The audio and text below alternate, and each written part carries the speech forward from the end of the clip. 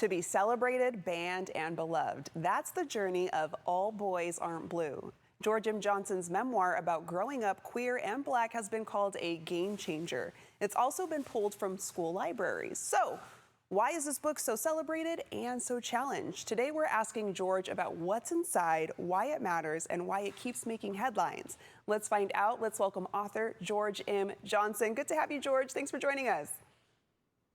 Thank you for having me today. Yes. So, George, you've said you've written the book All Boys Aren't Blue, and you've said you've written it because it was the book you needed as a kid. Can you tell us more about the book? Yeah, I live by the Toni Morrison quote: "If there's a book you want to read and it hasn't been written yet, then you must write it."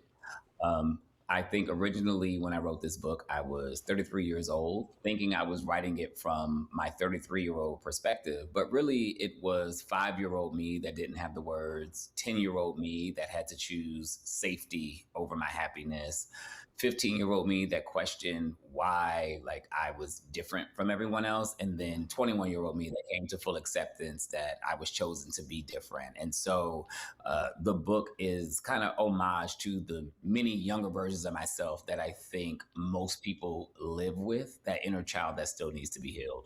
Yeah, and I hope it feels like a full circle moment for you because you mentioned as a kid kind of looking for that safety, and now your book's being celebrated, but it's also being banned. So how do you hold both of those realities at the same time?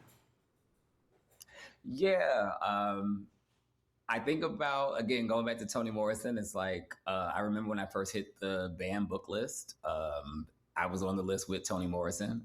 And so it was one of those moments where I'm like, I may never make another list with Toni Morrison. So if I make a banned book list, like Yeah. I'm doing something right. But I think for me, it was more important to lean into the celebration of the book. How many people have reached out to me and have reached out to others and share their testimonials about how the book has saved their lives, Yeah. how it's helped so many parents to understand the LGBTQ children that they may be raising, but also helping those who want to be parents to understand that when you make the notion like I just want to have a healthy child, that child may be queer, right? Like there's no guarantee that the child is going to come out uh, heterosexual or in a space in this world that they're going to be fully accepted based off of the things they like and the things they gravitate to. And so I think that the book also is helping reshape how people view parenthood, Yeah. which is a really beautiful. I agree. And you dedicated the book to Black queer boys and young people. What do you want them to take away from your story, George? Yeah, I think one of the main things I want them to take away from our story is that our differences amongst each other are what should make us closer and not feel further apart.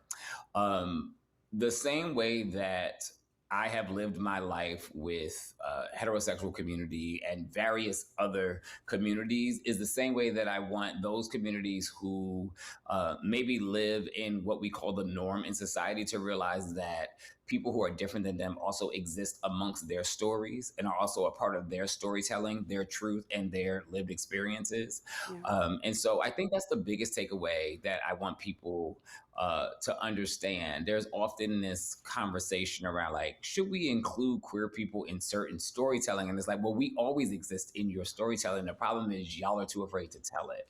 But there's no way we can even tell our story without talking about you all being involved in us. And so the final statement is Blackness is inherently queer, queerness is inherently Black, and inherently all of our stories are tied to each other. So when we tell them, we can tell them in totality and include everyone who's involved in them. And so much is revealed in your book. I mean, just from the title alone, it's evoking a lot of emotion. The title has so many layers: masculinity, police violence, gender reveals. Can you walk us through what blue means to you? Yeah, I explained it in the book at the very end of the book what blue means. Blue to me, one, it pays homage to the movie Moonlight and what that movie meant to me. Two, it pays it talks about the story of like how when we're born, people just assume like, oh, girls are pink and boys are blue. My mother, fortunately enough, didn't want to know my gender. And so I think my baby shower colors were yellow and gray. And so I was born into where colors didn't matter and I didn't have to Yeah. choose. My dad was a police officer. And so it was very interesting growing up in the juxtaposition of watching my dad be a police officer, where, you're watching this system of racism happen and watching like black people police black people while also having to understand that even though my dad was a cop, when I went to the next town over, I was still just viewed as a young black man that was a threat to the majority white police station right next to us. And then I think the final blue is just simply, like I said, like all boys aren't blue. We could be pink, we could be green, we could be magenta, we could be a whole lot of different colors. And I just wish more people allowed our youth the space to be a little bit different and not have to fit into the constraints of what a color or what a gender is. Well, I think your book is helping to start those conversations. George, I wish I could keep talking to you because you've hit on so many important topics. You've given us so many golden nuggets. I appreciate your time. You guys make sure you check out George. He's written so many books. I'm going to let them know where they can go for more information. But George, again, appreciate your time. To our viewers, to find out more about George's work, head to imgmjohnson.com and you can purchase your copy of All Boys Aren't Blue, where books are sold.